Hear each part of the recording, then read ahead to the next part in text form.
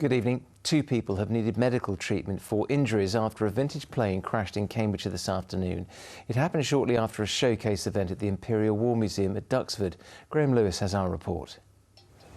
The Sea Fury aircraft crash-landed on the edge of a field in the village of Harston, close to Duxford. Emergency services were called around 4:30 this afternoon. The two people on board the aircraft were both treated for minor injuries. In a statement, the Imperial War Museum said the aircraft sustained significant damage and a fuel leak. They sent a team to the scene to help firefighters.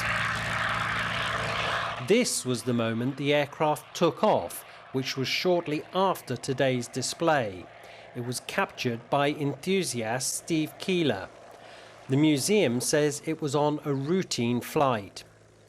Before today's accident, the museum had been celebrating with a range of vintage aircraft taking to the skies once again after a 4-month closure.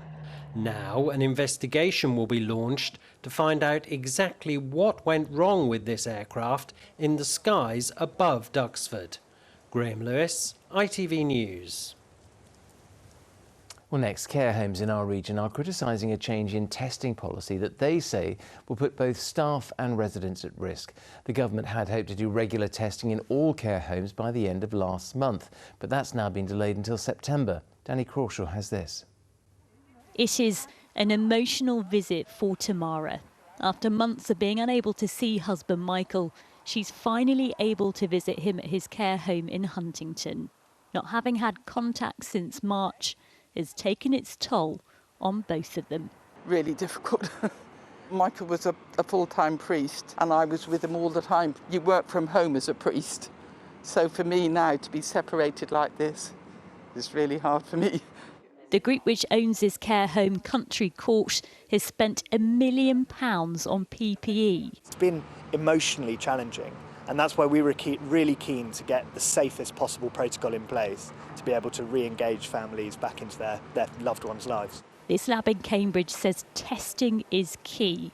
It's carried out thousands since the virus began. There's plenty of data that shows asymptomatic people can spread the virus.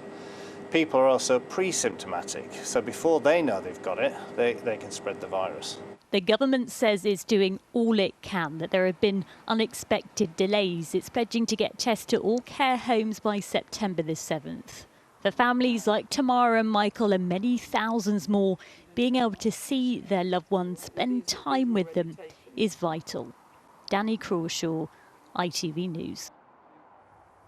Well, earlier I spoke to the Cambridge virologist and broadcaster Dr. Chris Smith and started off by asking him to remind us of the importance of testing. Well, as the WHO told us a few months ago now, the answer to all this is to test, and then test again. The point is, if you know who has got the infection, you know where the infection is, and you know where to focus your efforts to control it. So testing is at the heart of stopping this, or at least slowing down its progress. So how problematic is it then that the government have pushed back their idea of making sure that regular testing is done in care homes from July to September? The thing we're really concerned about is the arrival of winter, because with winter come the usual seasonal suspects. Flu will be back. Other things that cause flu-like illnesses will be back. And this is going to put pressure on the healthcare system, and it's also going to muddy the waters because a lot of these things all look the same: coronavirus symptoms, flu symptoms, and so on.